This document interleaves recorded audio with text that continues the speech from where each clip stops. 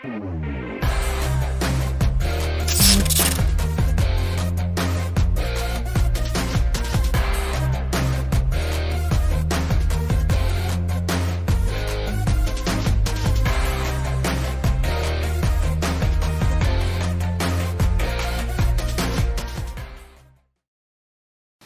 Smart Investor to my channel Nizar Imam. Jadi di episode kali ini kita akan coba bahas dengan spesifik tentang taper tantrum yang digadang-gadang katanya bisa menyebabkan IHSG itu anjlok. Nah, beberapa hari ini sangat santer dibicarakan, sangat sering dibicarakan, sehingga saya tertarik untuk membahasnya. Dan saya akan coba bahas dengan pendekatan yang sederhana sehingga mudah dimengerti ya, dan akhirnya bisa membantu teman-teman semua, terutama yang belum memahami tentang taper tantrum ini apa. Gitu ya, terutama kita akan membahas tentang apa sih yang sebenarnya terjadi, apa sih sebenarnya taper tantrum itu. Tapi kita nggak hanya ngulik-ngulik tentang definisinya aja ya, tapi kita akan coba runutkan. Kemudian kita juga akan bahas tentang apa yang harus dilakukan kalau memang beneran taper tantrum ini terjadi. Gitu ya. Oke, langsung aja kita ke poinnya. Yang pertama, apa sih yang sebenarnya terjadi? Jadi gini teman-teman ya, taper tantrum itu berasal dari kata tapering off. Kalau teman-teman mau bahasa textbooknya tinggal di googling aja. Tapi intinya tapering off itu adalah the Fed itu mengurangi pembelian bonds US. Intinya itu teman-teman ya. Nah, sekarang kenapa kok bisa digadang-gadang taper tantrum ini bikin IHSG anjlok? Kita bisa lihat ya, tahun 2013, 2015 itu juga dikabarkan itu karena taper tantrum sehingga bisa turun seperti ini. Nah, sekarang kaitannya apa? Kok dari US sana bisa nyampe ke indeks kita, bisa menyebabkan turun seperti ini? Nah, kita akan coba breakdown, kita akan coba runut ya. Yang pertama kita akan lihat nih. Nah, Fed itu beli surat utang pemerintah US dengan bunga mendekati 0% ya. Jadi, kita bisa tahu sejak corona ini ya, the Fed itu menurunkan suku bunga hampir 0%. Kalau teman-teman mau tahu, suku bunganya itu sekarang ada di 0,25. Jadi ketika mereka beli bonds pemerintah, yaitu hampir kayak free money teman-teman ya, hampir kayak free money. Nah, kemudian juga kita bisa lihat uang dari the Fed tadi itu kemudian digunakan untuk membuat stimulus. Ya, ini free money juga untuk masyarakat ya. Jadi stimulus ini ibaratnya kalau di Indonesia itu namanya adalah bansos, teman-teman ya. Jadi ini dikasih bansos, uang itu mengalir ke masyarakat. Nah, akhirnya apa? Ekonomi kembali pulih, uang banyak beredar. Kenapa? Karena saking banyaknya uang yang dialirkan, uang yang dibuat itu atau stimulusnya itu banyak banget sehingga uang banyak beredar dan terjadi inflasi. Dan terbukti inflasi sekarang itu melebihi ekspektasi dari the Fed, yaitu 2%, di atas 2%. Nah, teman-teman bisa lihat ya, kita bisa tahu Fed pun purchase-nya sangat tinggi banget akhir-akhir ini.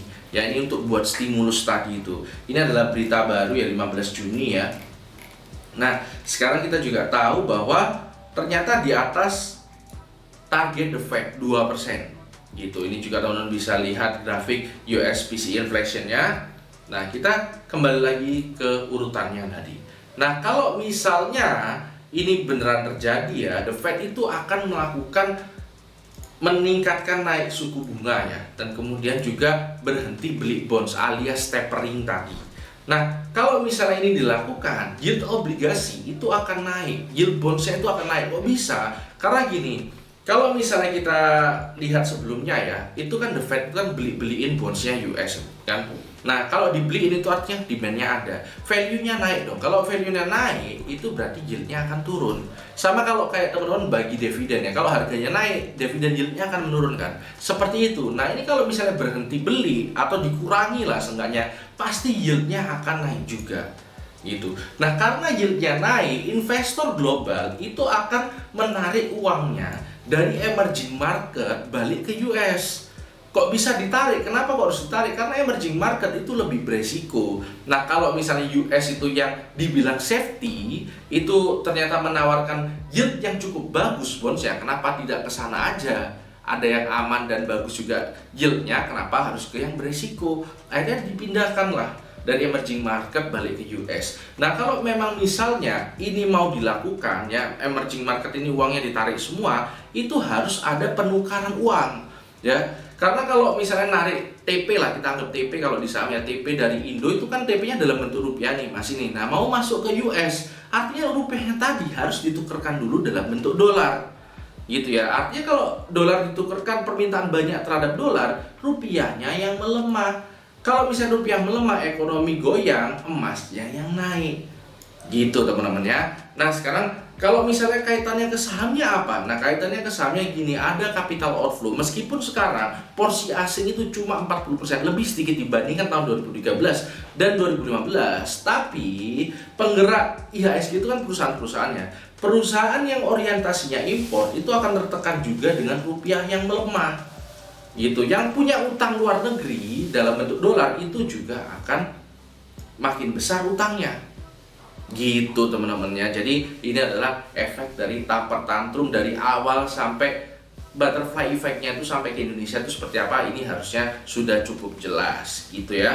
Nah berikutnya apa yang harus dilakukan? Tapi sebelum saya jelaskan apa yang harus dilakukan, saya ingin kasih tahu sama teman-teman semua dulu bahwa saya mengadakan live webinar kelas online ya tentang cari saham yang bagus. Ya kalau teman-teman bingung gimana sih cari saham yang bagus, nah ini kita akan belajar. Tapi spesifik dengan analisa cash flow. Kita akan coba pakai FCFF, pakai DCF yang katanya notabene-nya itu adalah the most powerful valuation tools. Dan ini adalah analisa paling favorit dari Warren Buffett dan juga seperti kayak Michael Burry itu senang banget pakai DCF. Nah ini saya akan kasih tahu sama teman-teman semua di sini, tapi tentunya dengan bahasa yang lebih mudah dicerna. Karena saya juga bukan orang dari akunting ya. Kita akan bahas ini dari bahasa praktikal orang praktikal saham. Gitu ya. Jadi daftarnya langsung aja, link di deskripsi. Biayanya berapa? Biayanya bebas, teman-teman kasih berapa aja terserah ya. Teman-teman tentukan sendiri nilai investasinya. Ini tapi jangan dianggap kaleng-kaleng gitu ya. Karena saya nggak mau aja dianggap mencari untung, terlalu mencari untung ya gitu. Jadi teman-teman masukkan, yang penting ada donasinya aja itu sih. Ya itu aja, kita lanjut lagi ke pembahasan taper tantrum tadi. Nah sekarang apa yang harus dilakukan? Yang pertama, bisa invest ke USD. Ya, kita bisa lihat di sini. Kita ke USD IDR kalau teman-teman main forex ya. Itu kenapa? Karena asumsinya nanti bakal ada lonjakan demand terhadap dolar. Itu. Terus kemudian yang kedua yang bisa dilakukan adalah invest ke emas. Invest ke emas, kita bisa lihat ya, kalau misalnya rupiah melemah, emasnya itu harusnya naik. Kita bisa ke XAU gitu, atau ya mungkin emas batangan juga bisa. Nah ini dua ini itu juga kalau misalnya bukan trader, ini juga termasuk kategori diversifikasi aset gitu ya. Jadi ini memang cukup bagus juga untuk dilakukan. Yang ketiga, siapkan cash, karena nanti kalau ada taper tantrum itu saham itu dikhawatirkan akan turun. Nah kalau turun kita punya cash kan enak tuh belanjanya. Dan ini juga yang dilakukan oleh JP Morgan sekarang. Nah, JP Morgan itu lagi nimbun cash banyak ya, karena peluang inflasi itu untuk terjadi cukup panjang itu ada. Gitu teman-teman ya. Kemudian yang keempat, apa yang perlu dilakukan berikutnya? No need to panic, santuy ya, santuy. Kenapa kok harus santuy? Karena gini, taper tantrum itu sudah terjadi 2 kali ya. Masa nggak belajar dari pengalaman? Pasti The Fed dan Indonesia sendiri itu pasti sudah belajar. Kementerian Keuangan sendiri pasti sudah belajar apa yang harus dilakukan gitu ya. Jadi nggak akan dampaknya tuh separah yang sebelum-sebelumnya waktu belum tahu apa yang harus dilakukan gitu ya. Dan kemudian yang perlu diketahui juga, ini terjadinya mungkin masih nanti nggak sekarang. Kenapa kok seperti itu? Karena ini naikkan suku bunga dan berhenti beli bonds ini belum diputuskan. Ini karena masih melihat inflasi yang udah mulai tinggi aja gitu ya. Jadi masih mungkin nanti mungkin bisa saja akhir tahun, awal tahun depan bisa saja. Tapi teman-teman ya ini sebagai pemahaman aja juga ya, cara membaca kira-kira market tentang berita taper tantrum ini khususnya itu seperti apa gitu sih. Nah itu aja episode kali ini ya.